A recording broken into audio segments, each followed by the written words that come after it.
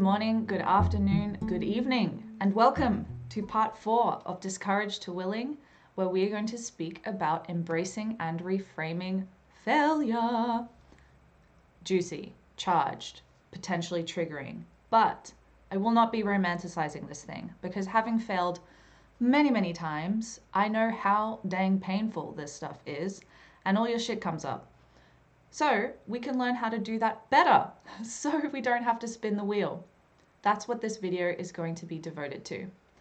I want to just situate this a little bit by sharing how, perhaps an obvious fact, but in our modern society, the fear of failure is pervasive.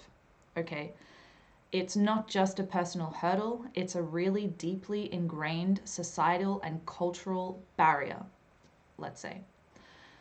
What I want to get us to in this video is the understanding and at least the welcoming and the embracing of the fact that rather than being a dreaded endpoint, right, that failure is actually a crucial part of the evolutionary process for ourselves individually, but also collectively. And rather than it being this sort of dreaded endpoint or conclusion, we can actually learn how to embrace failure as creating a solid foundation for ourselves, which has stripped away all the excess fluff, right, from which we can then build our tower instead of building it in the sand, for example. That's the gift that failure can actually give us if we learn how to harness it. And it is a learning, like you do actually have to learn how to harness failure. It's not something we learn necessarily so explicitly. What we're going to be exploring is, well, touching on seeing failure from multiple dimensions, be it the metaphysical perspective, the epistemological perspective, cultural, ancestral, societal, right? We're also going to draw a little bit from esoteric literature, specifically Hermeticism, and a little bit from neuro-linguistic programming, so NLP. Lots of juicy things to cover in this video. Some themes, let's say, are more like why failing fast is beneficial. Okay, because that's useful to know. Okay, why? Why, Sophie? Why should I fail? I'm going to tell you why. How to fail better. Super useful. The difference between constructive and non-constructive failure, okay? And also the law of reversed effort. So going into the paradox of effort, which is really useful to know. Let's begin, shall we? Okay, so from an esoteric standpoint, failure is not actually a negotiation, but a necessary contrast that allows us to understand success. So Hermeticism and Kabbalah both suggest that the universe operates on a principle of polarity, right? Which then alludes to the fact that failure and success are actually two sides of the same coin. I won't be speaking so much about Kabbalah. I want to just focus in on Hermeticism, particularly the fourth out of the 7 principles. The fourth principle is the principle of polarity. I'm going to read a quote from the Kabbalion so you get more of a sense of what this is if you don't know what this is already. So, quote, "Everything is dual. Everything has poles. Everything has its pair of opposites. Like and unlike are the same. Opposites are identical in nature, but different in degree. Extremes meet. All truths are but half-truths. All paradoxes may be reconciled." End quote. It explains that so-called opposites are actually really only two extremes of the same thing, just with many different degrees between them. For example, hot and cold. We think of them as two different coins, but actually it's the same coin, just with a difference in vibration and form. Okay, this is the difference. So it's actually two extremes of the same thing, but they're just on either end of the spectrum. So we can say that's the same for love and hate, sharp and dull, right? AKA success and failure. Cool, right? Already such a reframe. Because honestly, the things that you need in order to fail well are the skills that you need to succeed well. So if you allow failure to assist you in that way, you are setting yourself up for mass success in any domain of your life. You know, it's transferable. So by reframing failure as this metaphysical lesson, right, we can begin to see it as an integral part of our evolution, one that is designed to refine our consciousness and align us with our true purpose. Because let's face it, if you don't know how to fail, if you expect everything to be easy, then the challenges that the universe will inevitably throw you will simply just topple you over, right? Unless it topples you over, you reflect and you learn so that the same thing doesn't have to happen again. You're prepared, you become more equipped. Okay, so this leads me into sharing with you the 13 key points of why failing fast is super beneficial. Woo! Okay, number 1. By failing fast, you gain an understanding of new routes. Okay, failure can lead to discovering new paths, new insights, and instead of giving up, instead of quitting, you can reflect and adapt to find better directions, a better path to take. You know, maybe that so-called failure was the exact thing you needed to redirect yourself to your true path, right? To something that's more aligned with your soul and your heart. Cool. Number 2. By failing fast, you learn what works and what doesn't. Failure helps you identify what does and doesn't work, enabling you to refine your approach and evolve. Pretty straightforward, right? Using the example that I think I shared in the last one of how basically with the audio file not working for my last video, I learned from this failure to make sure I do a little test video to make sure the audio is working, and to give a bit more time for the file to upload onto YouTube, because bigger files take a while and the internet's not entirely stable where I am. So these sort of failures allowed me to reflect on what works and what doesn't work. Okay, so, you know, ego will get hurt, but that's okay. At least I'm learning what works and what doesn't. If you fail fast, you gain knowledge. Okay, pretty simple, but failure really does provide valuable knowledge and perspectives, contributing to your personal and professional evolution. So kind of similar to the last point, but you gain an understanding of yourself, who you are, how you work better, more fluently, more coherently. So this knowledge then becomes embodied wisdom. So then you aren't spinning the wheel, but you are evolving. Number 4, failure can set you up for second chances. So whilst failure can bring about the sense of some sort of setback, actually what it's doing is setting up future opportunities for you to, for sure, cultivate perseverance, but also to try the thing in a slightly different way. I'm pretty sure it was Einstein who said that a form of insanity is doing the same thing and expecting a different result. So by failure setting up this new opportunity for you, you get that chance to try something a little bit different. And maybe it'll lead to a different result, and you'll get, you know, it's still a feedback loop. You'll get the feedback which will inform the next effect. Cause, effect, right? 5, failure gives you a thicker skin. For sure. Oh my goodness. The battling down of the ego so that you can still show up with humility. Yeah, that's one part of it. Another part of it is keeping you emotionally neutral amidst challenges and setbacks, right?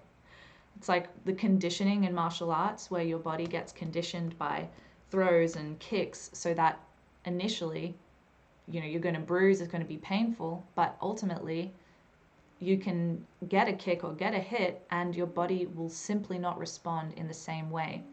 This is anti-fragility, absolutely anti-fragility of how, it's pretty self-explanatory in the name, but so much of the, instant gratification, everything, order it all to your house, not having to move a finger, like that produces a sort of weakness, a softness, right? Where one thing could just topple you over. So failure is counter that, counter fragility, aka for longevity. Woo! Yeah, love it. Number 6, failure builds emotional resilience. Pretty obvious, but it needs to be said. Instead of losing your shit, right, going crazy, by failing fast and not being afraid of failing, you can move forward with grace to bounce back more quickly and constructively, which totally prepares you for future challenges and moves you away from this downward spiral of like, why me? The antithesis of victim consciousness, right? That's what we want. I know for myself, like with failures, like ideally every single time that I fail, I'm going to be able to take it with grace and steadfastness and emotional resilience. But, there are good days and there are not so good days. So I'm not saying this to be like, you will always be emotionally resilient. It's like, yeah, that's a learning process. In order to cultivate emotional resilience, it's amidst times where the sun's shining and you go out for the run, or amidst times where it's pelting down with rain and you go out for the run, So different conditions still feed into emotional resilience, but it's, no pressure on yourself to just like ditch feeling sad about a failure completely. You got to process it. Number 7, which is actually a really good one, is that failing fast is also inspiring for other people. Failing forward, as one of my previous teachers would say. By sharing your failures with people and how you overcame them, this can actually be super inspiring for people, because so often we think that we're the exception, that it's always working for all these other people, but I'm the one who it's not working for, right? But by being honest and transparent, you can be a pillar, a role model, let's say, of how failure is kind of part of it. I failed, you failed, we're all failing. Like, you don't have to reinvent the wheel. We can learn from each other, and often success follows failure. So, nobody became somebody without failing, right? Just don't forget that. That's key. Stop pedestaling everyone. Honor yourself, respect yourself. Take them off the pedestal. Okay, number 8. New ways of organizing is a gift from failing fast. Okay, so failure prompts a reevaluation and restructuring of your work, of how you organize, and it can actually give you this renewed sense of curiosity, which is a key part in order to improve your flows, your systems with clarity, right? Totally. I mean, once you lick your wounds a little bit, yeah, you might feel up for that. And ideally, that process gets faster so we don't stay stuck in a pity party. And so that we can actually access that curiosity. I know for myself, there's this constant choice point of how I'm going to respond to the thing. Remembering that it's not necessarily what the thing is, it's how we respond to it, which is the key point, especially when we're talking about embracing and reframing failure, something that can be so painful and so emotionally charged. But how we place our focus and where we place our focus is the difference between learning from the failure or repeating the failure, cracking out of this spinning of the wheel or spinning the wheel and doing the same stuff. Number 9, failing fast can help you to reset your focus. Okay, failures can sharpen your focus and help you to approach tasks with a renewed precision and attention to detail. I'll get into it in a little bit, but J.K. Rowling has a really beautiful story of countless failures and, of course, her big success, right? And how the way that she spoke about failure is that it was exactly that. It stripped away all of this excess stuff and made it really clear what was most important. Very much the fact that failure became the rock bottom, but the rock bottom was the solid foundation from which she could grow again. And amazing. What a gift. Again, not romanticizing the thing, but really helping you to see that the way that we perceive failure makes a massive, massive difference. Coming into number 10, failure can give you a strengthened mindset. Kind of similar to emotional resilience, but this is more on the mental plane. Facing and overcoming failures strengthens your mindset by making you more capable of handling setbacks, specifically by having a cultivated strength and will to place your focus in a way or in an area or in a belief or in a thought that's actually going to pull you out of the thing with more efficiency and allow you to be more constructive. We can think of Leonardo da Vinci, certainly a man centuries ahead of his time, but he's actually known not just for his successes, he's also known for his long list of failures. So we could say that you're not really known for what you do necessarily, because sure, he could be known for his failures and his successes, but when we think of this being, we think of there's this energy about it. So you're not necessarily known for what you do, rather you're known for the kind of person you are. You're not known for the what, you're known for the how, okay? A general statement, but also a really powerful one when we get so fixated on the thing that we're creating, the what, instead of how we create it, how we show up when it doesn't go the way that we wanted, and so on.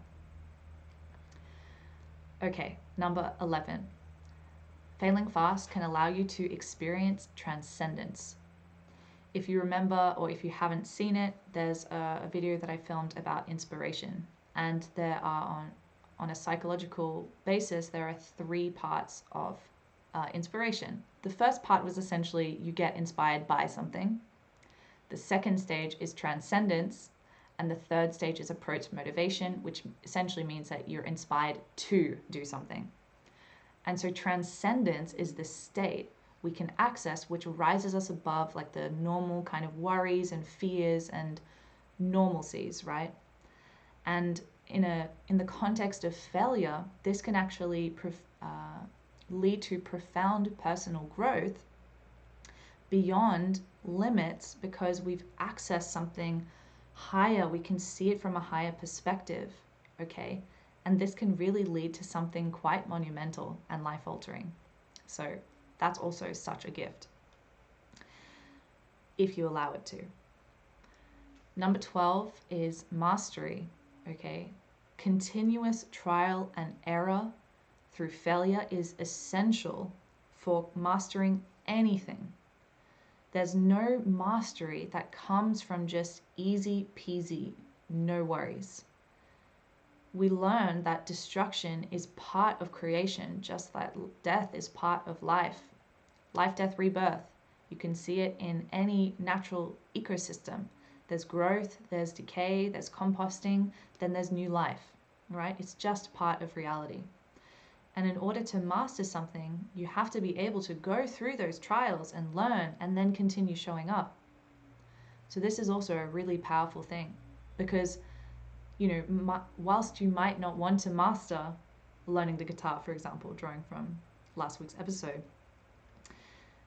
if you do master something, that skill is then transferable. That mastery, that code is then transferable to every area of your life, which is a gift because it changes the way that you show up, not just for the craft, but for every other area of your life, with your relationships, with your learning style, with the quality of your life, of your health.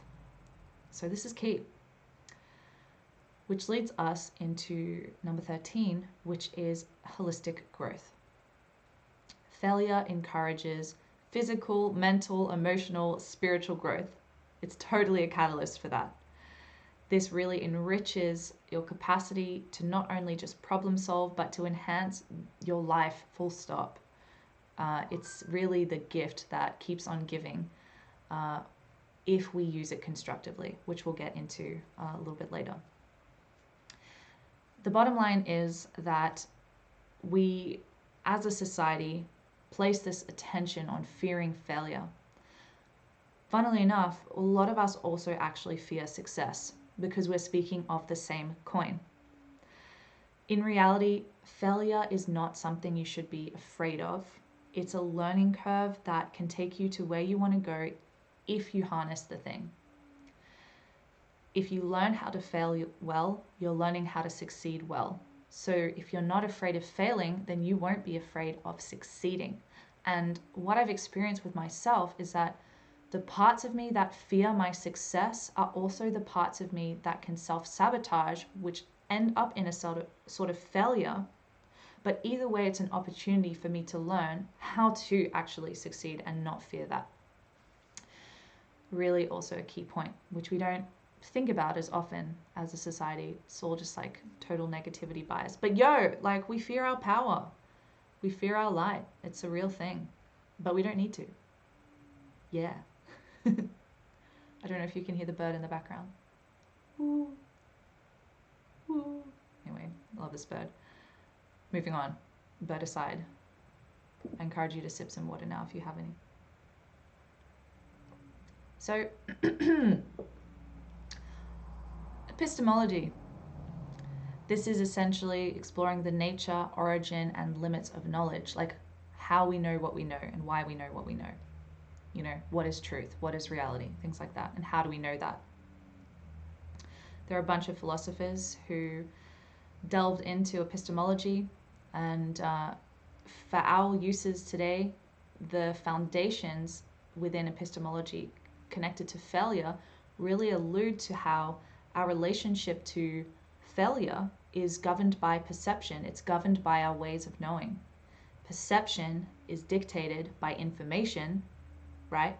And information is dictated by our conditioned ways of knowing, like what we were given by the world, what we were given, the programs we were given by our society and our families and whatever it might be.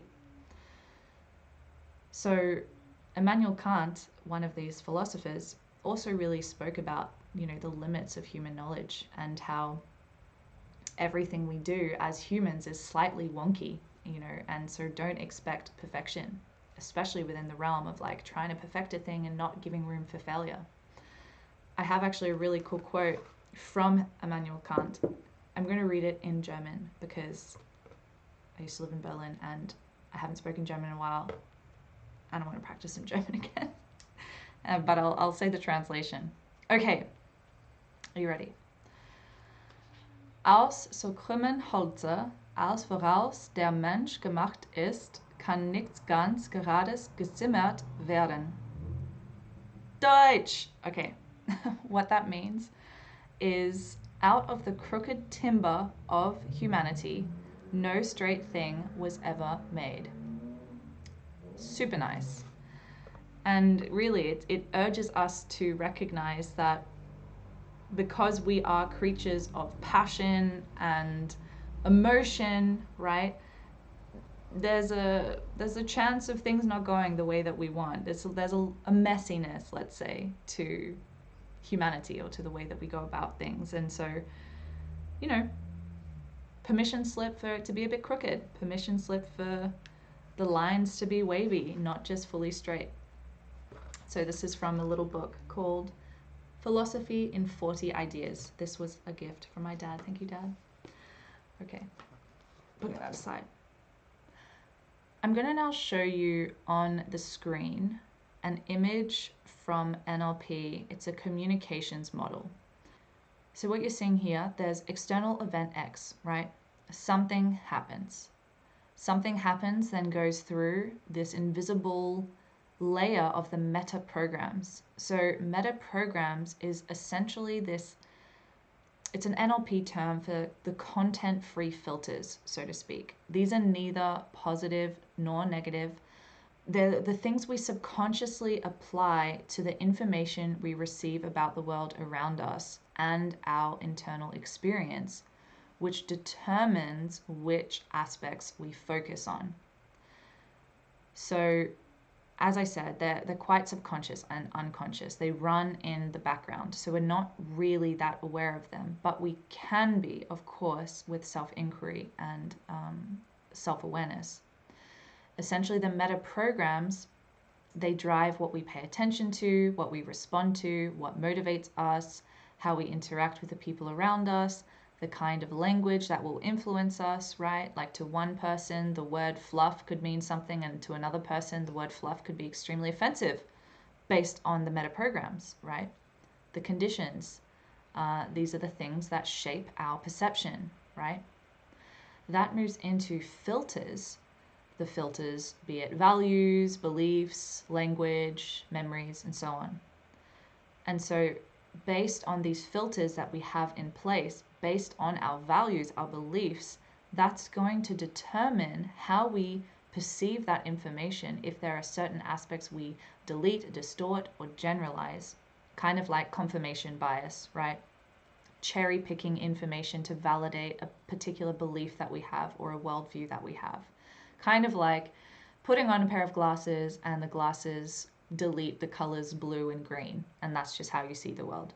That's a really sort of basic example of how these filters actually work, but it's really a massive gain in your life if you can be aware of these filters and how they're running, so they're not just subconsciously running.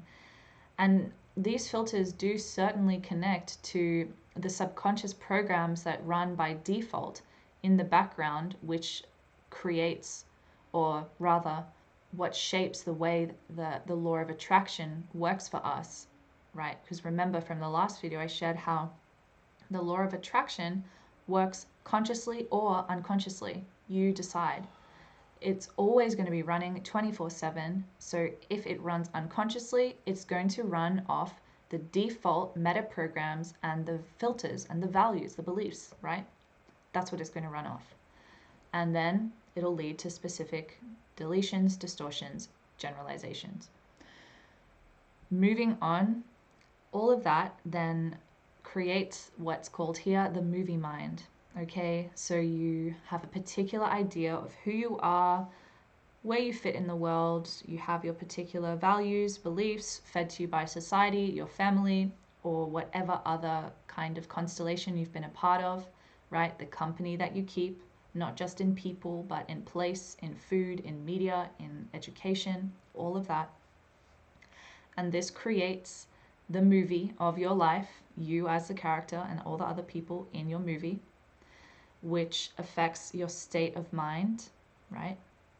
The state of mind affecting your physiology, right? So state of mind could be like your thoughts, your beliefs, your emotions, right? And then that influences the physiology, how your body responds, you know, contraction in the body, tenseness, looseness, whatever it might be, which leads into a response, a behavioral response or reaction, which is obvious, right? But how often do we break it down like that? We take this stuff for granted. Really, it's key to know that your actions are influenced by your beliefs, your thoughts, and your emotions. Actions, feelings, thoughts, beliefs, right?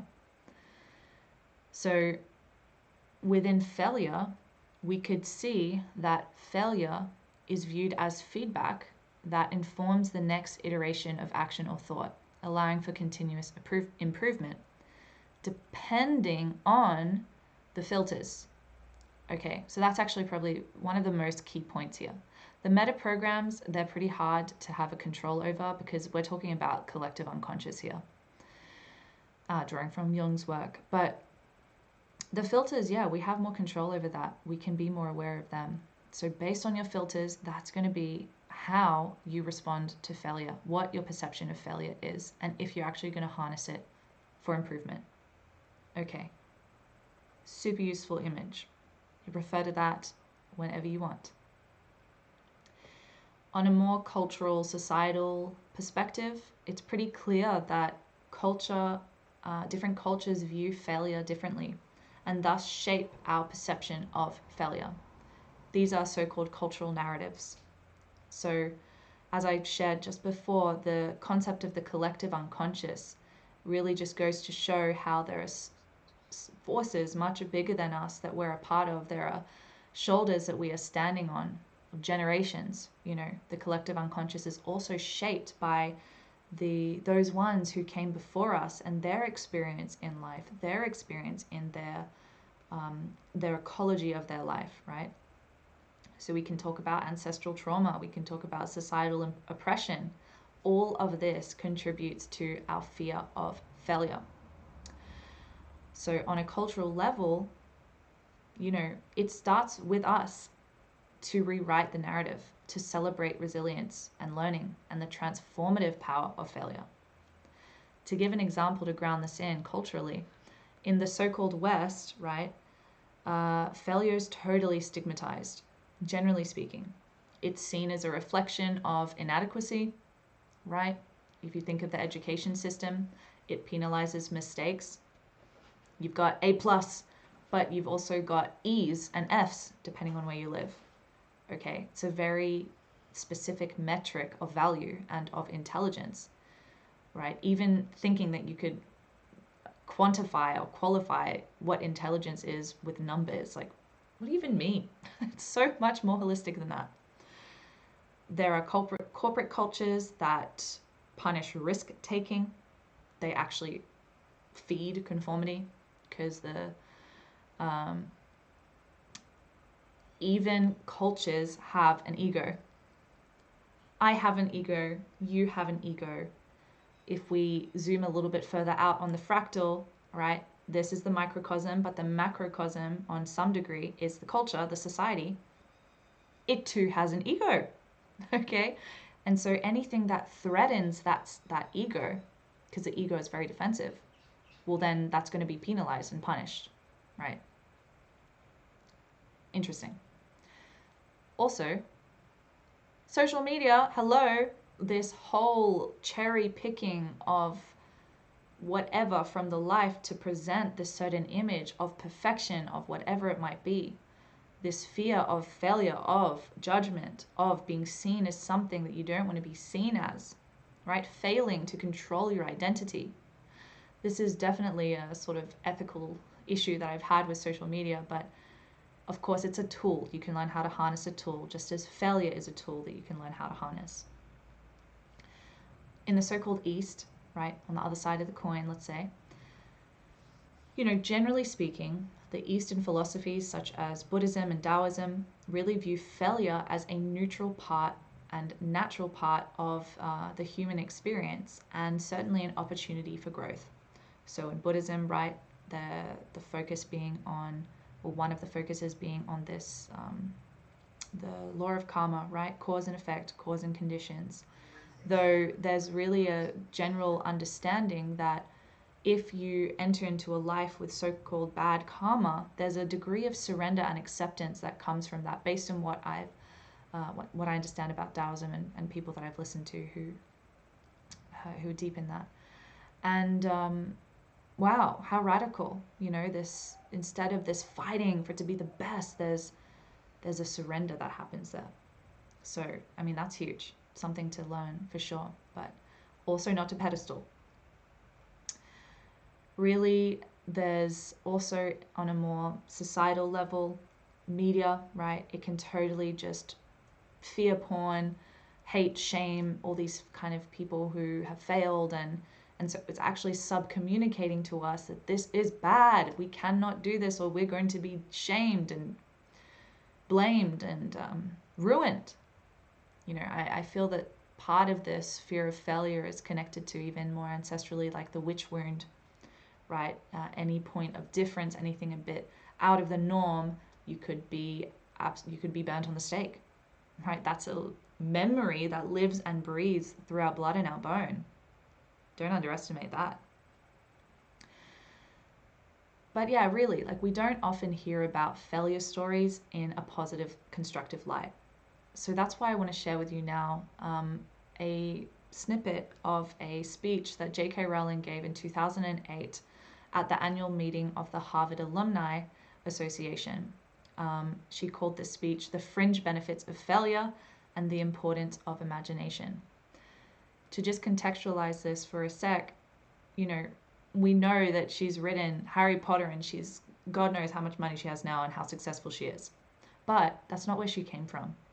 She came from an intense series of failures, be it a super short-lived marriage, be it being jobless, a lone parent, being as poor as it is possible to be in modern Britain, right? Super deep in poverty, without being homeless, but still in it, and countless rejections after rejection after rejection. She says that failure is the very thing that allowed her to reset her focus and realign to what was important to her. So I'm going to read some of this script out of her speech, and that'll appear on the screen. So, quote, "You might never fail on the scale I did, but some failure in life is inevitable. It is impossible to live without failing at something unless you live so cautiously that you might as well not have lived at all, in which case you fail by default. Failure gave me an inner security that I had never attained by passing examinations. Failure taught me things about myself that I could have learned no other way. I discovered that I had a strong will and more discipline than I had suspected. I also found out that I had friends whose value was truly above the price of rubies. The knowledge that you have emerged wiser and stronger from setbacks means that you are, ever after, secure in your ability to survive. You will never truly know yourself or the strength of your relationships until both have been tested by adversity. Such knowledge is a true gift for all that is painfully won, and it has been worth more than any qualification I have ever earned." So, given a time turner, I would tell my 21-year-old self that personal happiness lies in knowing that life is not a checklist of acquisition or achievement. Your qualifications, your CV are not your life, though you will meet many people of my age and older who confuse the two. Life is difficult and complicated and beyond anyone's total control, and the humility to know that will enable you to survive its vicissitudes. Now, you might think that I chose my second theme, the importance of imagination, because of the part it played in rebuilding my life, but that is not wholly so. Though I personally will defend the value of bedtime stories to my last gasp, I have learnt to value imagination in a much broader sense.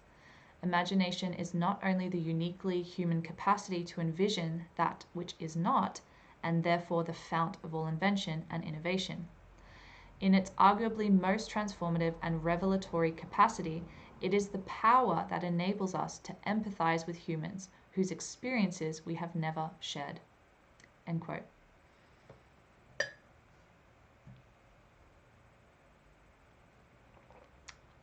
Yeah, I'll drink to that. Yay, failure! It really does. It really cuts a crap.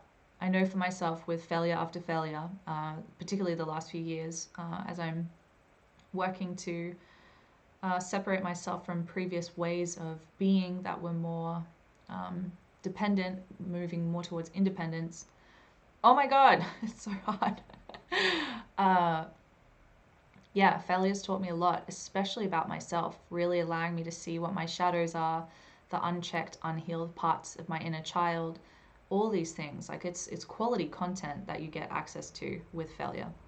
And again, I just come back to this point of how we can choose to see the rock bottom that we access with failure as the solid foundation from which to build our tower up. Okay, not the conclusion. It doesn't end with failure. This leads on to 4 ways to fail better.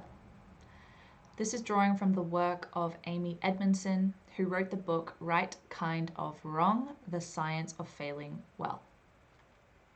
So she offers a 4-step kind of model to reframe failure, and also this therefore being an antidote to the sort of harmful, negative or toxic emotions that failure can really elicit. So what she offers are the 4 steps of persistence, reflection, accountability, and apologizing. So I'm just going to go into them briefly before we move on. Persistence is essentially accepting fallibility, right? But that not letting you off the hook, that not being a reason that you quit. It's actually about putting you on the hook to do your very best. If you're going to do anything hard or new, Edmondson says, you are not necessarily going to get it right the first time. 100%. When I was in high school and uni and writing essays, right? So many essays, especially with literature and philosophy.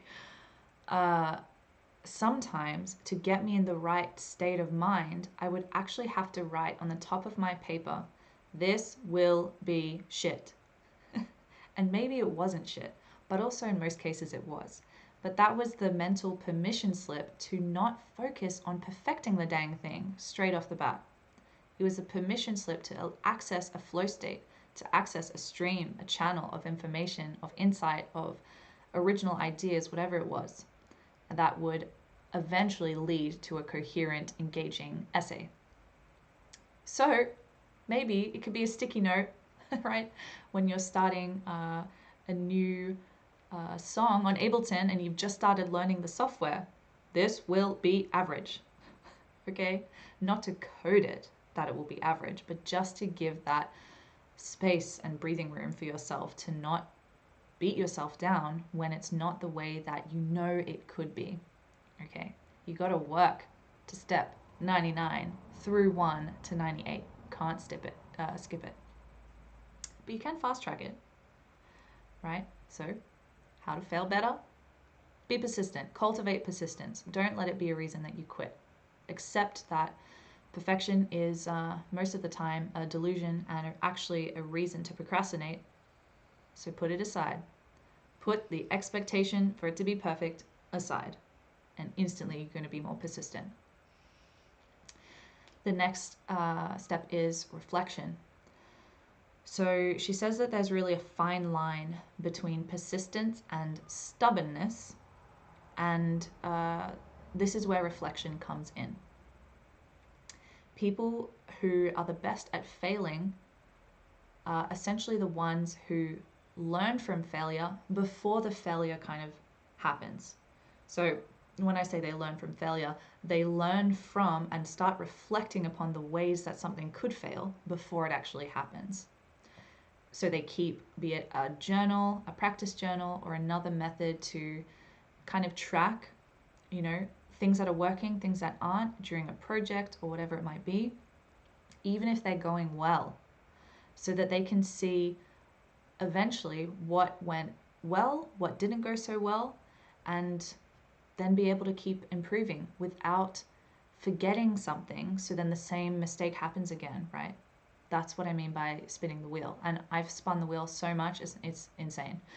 So I invite you not to do that by just tracking, getting in that habit of tracking what's happening in whatever you're doing, so that you can learn from the potential of failure without having to fail necessarily.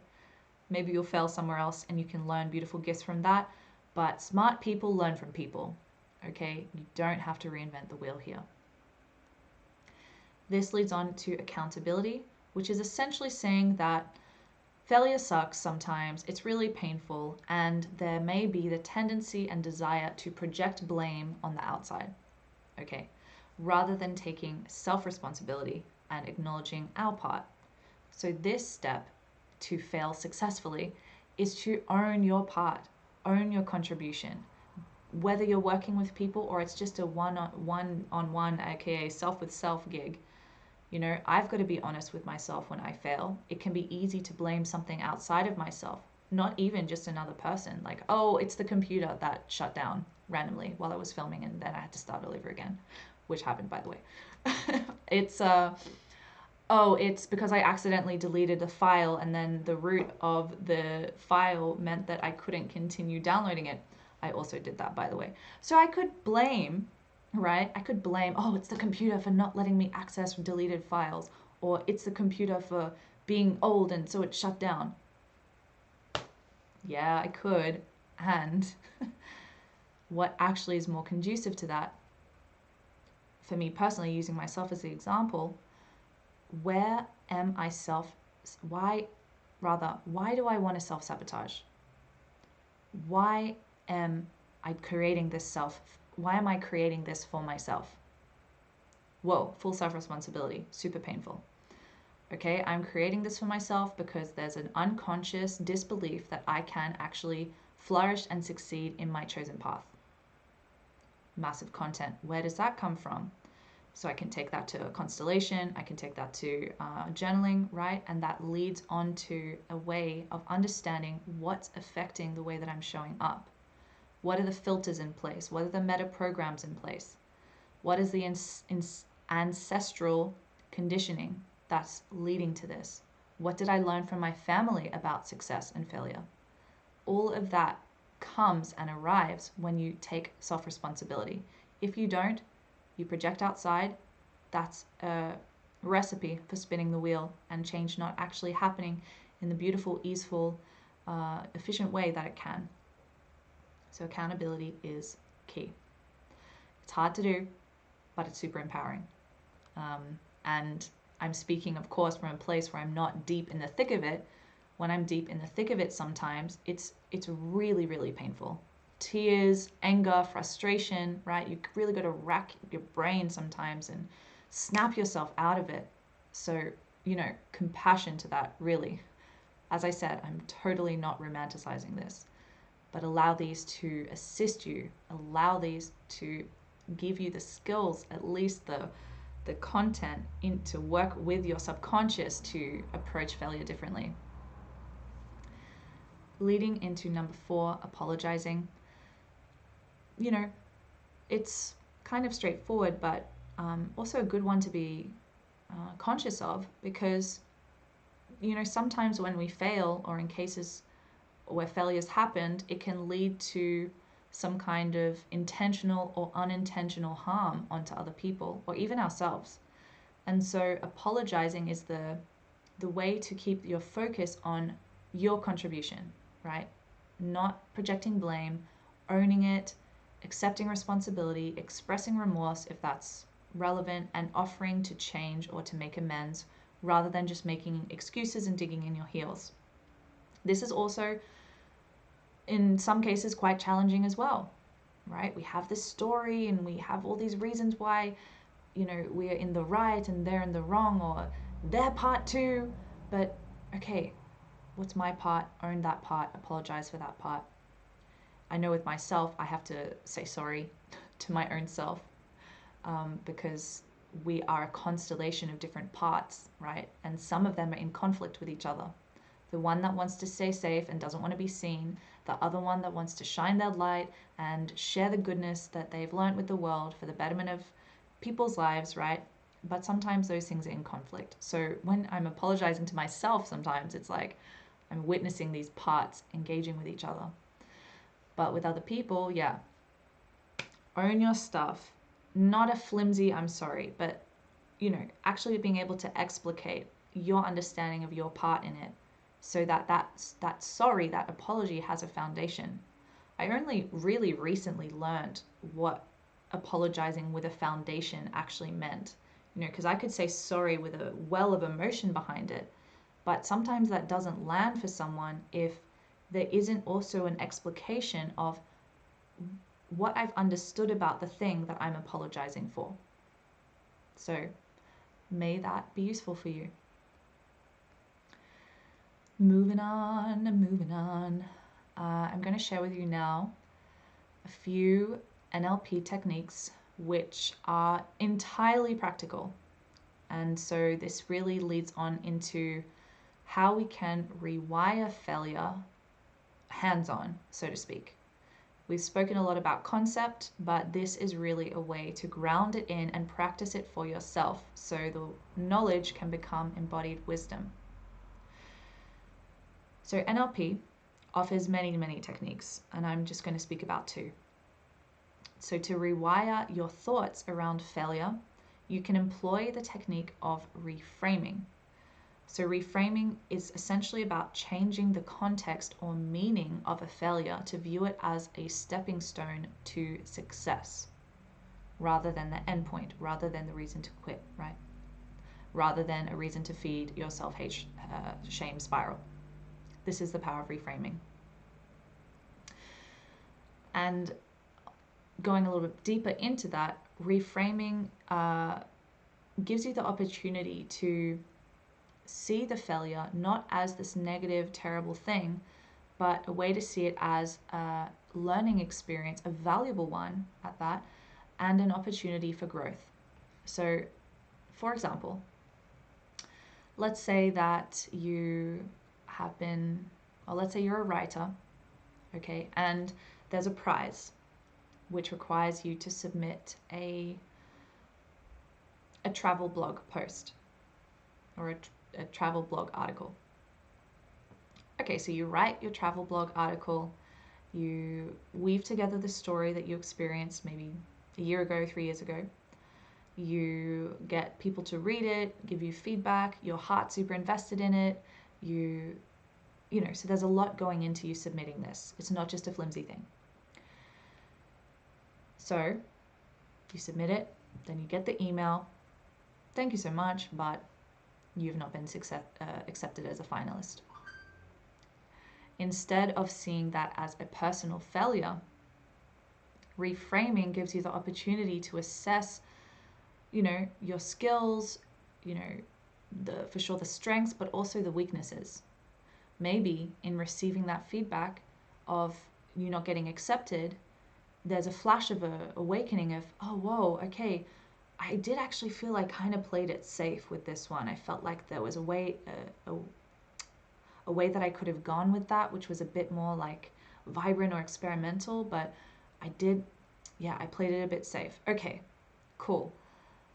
Great feedback. I'm going to try something different next time and see how that goes. Ding! Reframed. You have to believe it though. And maybe it might feel like a bit of a push, but to actually accept the reframe, you need to believe what you're reframing it to. Try that out. Well, you will be trying that out. That's part of the aligned action. So stay tuned for that. The second NLP technique that we're also going to be trying out as part of the aligned action is called anchoring. So anchoring is all about creating essentially a neural mental link with a positive state or memory that you can access when you need it, right? Kind of to say that differently, it's when you like associate a failure with a positive emotion, like curiosity or determination, rather than fear and shame, for example. And the way that you do that is thinking of a previous failure, let's say, but also thinking of a failure that you overcame. So you don't just dwell on the failure, you actually access a memory of when you overcame a failure and the frequency that you were in, the frequency of this version of self who overcame the failure. So the way you create the mental link is thinking about a past success of your overcoming of a failure, of a challenge, let's say, and you create a physical gesture, a somatic cue that you can use to trigger the positive feelings from that success of overcoming the challenge or the failure. This physical cue could be pressing your finger to your thumb. It could be rubbing your nose 3 times clockwise. It could be pulling your ear 5 times on your left side. It's whatever you want. Memorable enough so that you recognize it's a cue. It's not just a reaction. So when you face setbacks, you can use this gesture, this cue, to cue that positive, confident mindset, that response, that frequency that you were in. On a practical level, this really turns setbacks into opportunities for growth in another way. It really highlights the importance of as well of self-compassion and the power of placing your focus in a way that is productive and constructive. So let's say, for example, that you failed to meet a deadline and you're freaking out.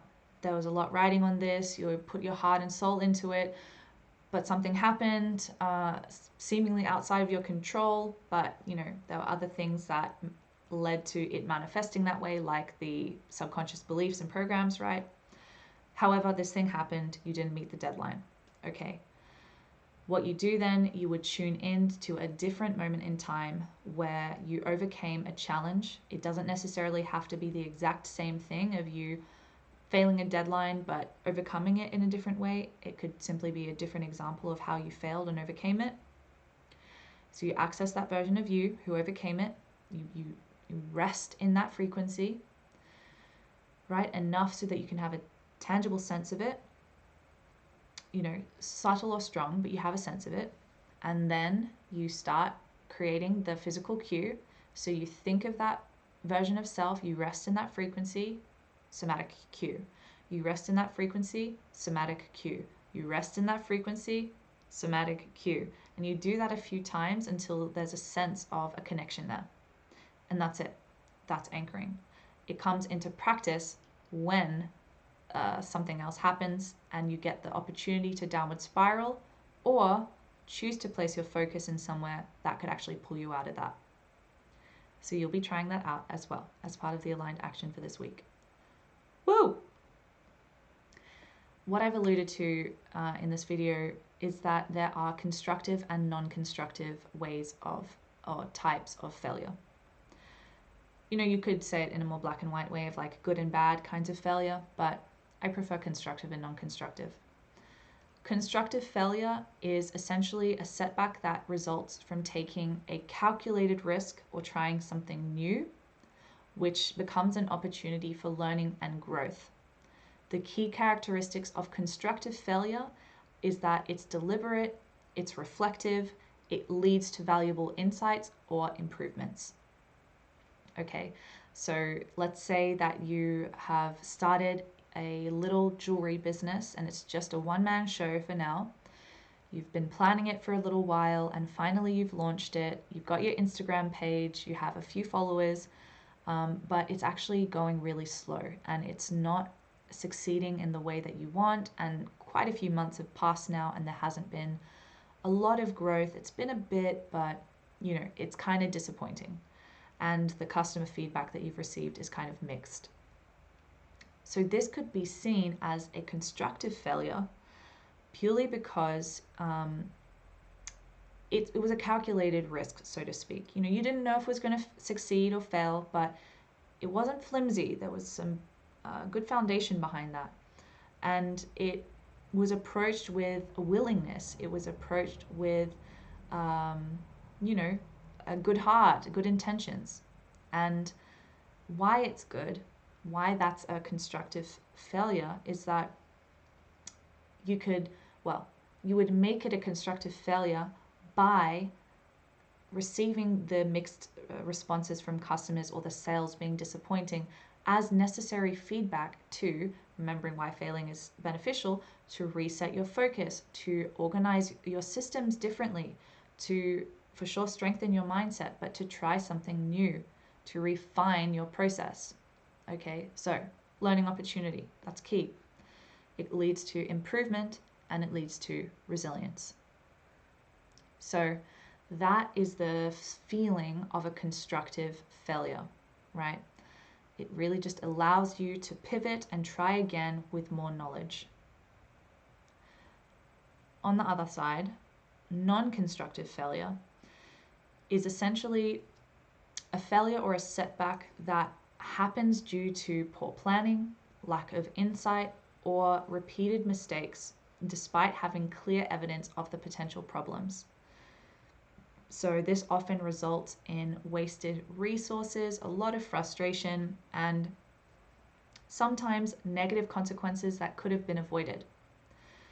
Using that same example before, you're a little business, a little jewelry business, you've done your stuff, you've been investing energy into it, you've launched it, this would be a non-constructive failure if, let's say, you've already tried launching a little business before, or and there was similar feedback but you didn't learn from it and you've been spinning the wheel. Or it's this first business that you've launched and you've received enough evidence that the things and the systems that you have currently, even the offerings maybe, they're not working, but you haven't tried anything different. You think that you will just get this different result by doing the same things, by offering the same things in the same way. So that's not to say that things can take time to come through, time for your people to find you, right? That's not what that is. It's really more of the quality of you not taking on board the feedback. There's no reflection that's happening. There's sort of the impulsivity and reactivity, right? There's not really solid preparation or research or planning, and you didn't prepare for any pitfalls, right? So you put all of the eggs in the one basket, so to speak, which could lead to the resource wastage, lost time, lost money, lost effort, without gaining insights or benefits or any compensation. And it has a sort of demoralizing impact. Like, it's a non-constructive failure if you allow it to bash you down to the extent that you don't come back up. So the moral of the story here is that the constructive failure is really resulting from taking calculated risks, testing new ideas, refining your efforts, receiving the feedback to refine those efforts, essentially learning and adapting. But the non-constructive failure results from poor planning, ignoring potential risks, right? Not learning from the feedback, spinning the wheel, and it doesn't contribute to learning or improvement. You feel the difference there? They're quite different. Because failure, it has different, if failure is a tree, it has different branches. They do different things. So how's that all landing for you? We've covered a lot already. There's a little bit more to go, but just take a breather, take a breath, allow what's been said here to just integrate for a second. You can sip your tea. I'll sip my cacao and stare at the camera seriously and intensely. Yes, seeing into your soul. Cool. Moving on. Let's speak now about the sheep versus the wolf mentality. For sure, as I've spoken about briefly, a lot of factors beyond your immediate control have led to the way that you perceive and relate with failure. Ancestral oppression, historical trauma, societal programs, all the things, right? This has a tendency to create some sort of safety in conformity and not being courageous enough to put ourselves out there and walk a path that's different to the paths that have been walked before us, right? There's the predictable known self, and there's the unpredictable unknown self, the unfamiliar heaven. So we could say that the predictable self that stays as a predictable self is more like the sheep mentality. That's what creates that. But the wolf mentality comes when we walk through the river of change and try to access the unfamiliar heaven, the unpredictable self, the unknown self. The sheep mentality leads to cycles of mediocrity, cycles of being afraid to take risks or challenge the status quo. Totally. Wolf mentality is very much a metaphor for those who embrace failure as part of the journey towards success, as part of the journey of their soul's evolution. Those who are willing to strive forward, to take risks, to achieve their goals despite setbacks, right? So by reframing failure as a useful tool that in and of itself allows you to disentangle from the sheep mentality and access, merge with, come into relationship with the wolf mentality.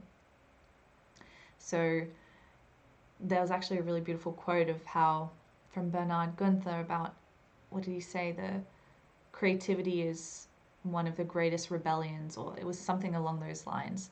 And yeah, there's an essence of sacred rebel in this, of like, no, I can see that there's this pressure to conform, the pain body's flaring up and asking me to stay safe and fit into this box. But the rebellion that comes in of accessing a creative spark, innovation, adaptation, saying, I don't want to do it that way. There's a different way that I can see, which is more beneficial, more holistic, whatever it might be, or just more aligned with my essence. Not known. Scary. No other, let's say, people who've walked that path before that you know of, you know. So, wolf mentality, here you are. And the force of creativity is what also really drives that. So cultivating your creativity through speaking, writing, painting, singing, whatever it might be. This is also like fuel in your emotional resilience bank account that can allow you to have the power to shift your focus, to move from sheep to wolf, to move from non-constructive failure to constructive failure, to not spin the wheel, to crack out of the dang wheel and ascend, right? Evolve. So this is really where cultivating that relationship with yourself, with your true self, with your creative spark that flows and flourishes through you is a superpower. Never underestimate the power of your creativity, regardless of the medium through which it expresses itself. And certainly the power of imagination. These things really, like whenever I think of imagination and creativity, I just turn to nature, right? And I'm just like, this is beautiful. It's ingenious. Like, look at any flower. Look at the wattle. Look at the eucalyptus. Look at the proteas. Look at the hummingbirds. Look at the peacocks. Look at the the mountain lions. Like, the mountains, the rivers. Like, truly, I constantly, if I'm needing a rejuvenation of creative inspiration, I turn to Mother Nature, Mother and Father Nature. And there's this regained sense of awe and wonder and a remembrance that innate in nature is, of course, this cycle of growth, decay, and regeneration. But also, I'm looking at innovation. I'm looking at adaptation. I'm looking at creativity. And there's something really powerful about that. There are like subconscious codes that are being communicated that really can snap you out of some stuck and stagnant molds. And also, it puts things in a perspective. Like, I'm certainly someone who feels that all of my issues and my troubles seem a little less intense when I'm part of a natural ecosystem, this ecology of interdependence and where things are working with each other, and there is decay but that gives way to regeneration, you know. All of the teachings that are relevant to this video are also communicated to you and with you in a natural environment, recognizing that you are part of nature too. So what applies for a natural ecosystem also applies to you. As above, so below. Simple as that. Finally, pretty sure this is finally. Yeah, this is finally. Let's speak about the law of reversed effort. In life is full, well, let me say that again. Life is full of paradoxes. And one of those paradoxes is the paradox of effort. Aldous Huxley coined the term the law of reversed effort, which is essentially saying that the harder you try can sometimes mean the harder you fall. The law of reversed effort suggests that excessive effort can be counterproductive, which is a paradox, right? You know, the society says more is more, harder is harder. And Actually, this is saying that sometimes the harder you try to achieve and attain a thing, the harder it can become to do so. Success often comes when you combine activity with rest and rejuvenation, relaxation, and letting go of excessive control. You've totally experienced that, right? Like I know I have. This also connects to a Taoist concept of Wu Wei, super beautiful. It essentially advocates a stepping back and allowing things to unfold naturally. The concept of Wu Wei means non-action, effortless action. Kind of like an oxymoron, like bittersweet, right? Effortless action. It involves recognizing and aligning with natural flows rather than resisting them. Look at the river. It moves around the things.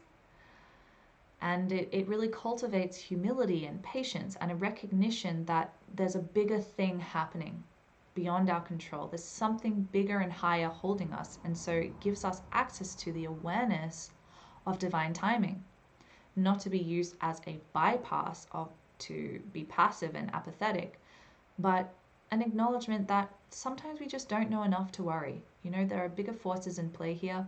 We do our part as best as we can, and yeah, all in its divine timing. On a real life level, I'm almost certain that you've experienced this, where you're racking your brain about something, and then you just go for a walk, and as you're walking, boom, the insight comes, the idea comes, the answer comes. Or you've taken space away from the thing. I know in high school, doing randomly intense mathematics, couldn't figure it out. I would just take space from it, not even think about the thing. And it was working in my subconscious. So then when I came back to it some time later, that's how you solve it. That's Wu Wei. That is the law of reversed effort.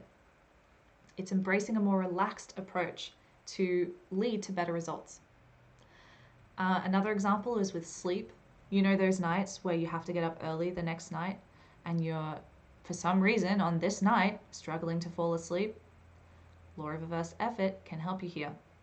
Instead of getting super agitated as to why you're not falling asleep and you've got to get up early and you're going to be so tired in the morning, sleep comes when you implicitly relax yourself by focusing on your breath. In breath, out breath. Bringing the microcosmic orbit through you. In breath, out breath. And so you relax instead of explicitly trying to force yourself to relax. That's an awesome example of how excessive control and effort is counterproductive. Cool, right? So this connected to failure and embracing and reframing failure is also that permission slip to live and breathe the holistic approach. To avoid unnecessary failure, we can apply the law of reversed effort by giving ourselves the time to integrate, giving ourselves the time to brainstorm new ideas outside of the context of pen onto paper, being part of a greater ecology, engaging with people, engaging with places, sitting on the land, walking the mountain near your house, right? So that you can come back more refreshed, more focused, so you don't make the unnecessary mistakes, so to speak, that could have been avoided. And it also gives you the renewed sense of energy, vitalization, so that when the failures come, the challenges come, which is kind of inevitable, right? The capital R resistance, which is inherent in having a dream and having a goal. Then you have fuel, right? You have backing, you have power to get you through it. So that's where the law of reversed effort can come in. Oh, okay. We did it, team. All that's left now is me sharing with you the aligned action for this week. I totally celebrate you for making your way through this video. There's a lot of content to digest, so employ the law of reversed effort. Digest that stuff. Don't focus on it too hard. Allow it to integrate. And schedule in the time to do this. So all you have to do, if you choose to go deeper, and extract the juice out of this journey is tune in on a previous failure. It doesn't have to be the most dramatic, horrible failure of your entire life, but I invite you to pick one that is still a little bit charged. There's no point working with something that you're totally over it and you've already integrated it and there's nothing left there. Pick one that's still got a little bit of charge. Then you're going to apply the 2 NLP techniques that I shared with you before. So the first one that you're going to work with is reframing, and then move on to anchoring. So you have this previous example of failure. With the reframing, just write out the current relationship that you have with this failure, particularly the more negative perspectives that you hold for this, and then tune in and reframe it. Reframe it into something constructive. Reframe it in a way where you can see the learning opportunity that came from that failure, for example. Make it so that you believe it, okay? That's reframing. Then move on to anchoring. Tune into a different time in your life where you overcame a challenge, be it similar or otherwise. Tune into that version of you, the frequency of them, how they responded to it, how they overcame it. Rest in that frequency for a moment. Then create the physical gesture, the somatic cue, pressing, tugging, circling, whatever it is. Repeat that a few times so that a neural connection is made between the cue and the state, the positive state. And then apply it to the failure that you listed in the reframing part of it. Tune into that, see if there's still charge there, connect to the positive state with the cue, return to the previous failure, notice if there's still some negative charge there, you don't feel good about it, you still feel some shame, return to the positive state with the physical cue, and then just try that out a few times to see if in such a short period of time already something started to shift. Your perspective, the perception that you have towards this failure has morphed slightly, so therefore your relationship to it has shifted, thereby making it easier to do that same perspectival shift for future so-called failures. Ta-da! That's it. That's the aligned action for the week. So my friends, that has taken us through the first segment of Discouraged to Willing. The next segment we are entering into is entering the dark woods of self-discovery, aka the unknown woods, right? And trusting the mystery. So that will take us through the next 4 videos after this. And yeah, a final note before we wrap up. We've spoken a lot about failure.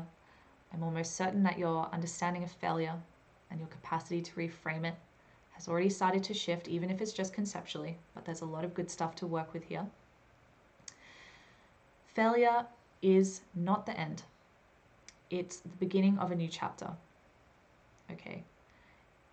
We can say that failure is the crucible in which greatness is forged. And by embracing it, we really can unlock our true potential. So thank you for being here. Thank you for investing your time, hanging out with me in this corner of the internet. Do the aligned action, give yourself that time to bring concept into embodied wisdom and really get to experience on an experiential way how this works and how embracing and reframing failure is possible for you, not just for other people, for you too. All right, that's it. I'll see you in the next one.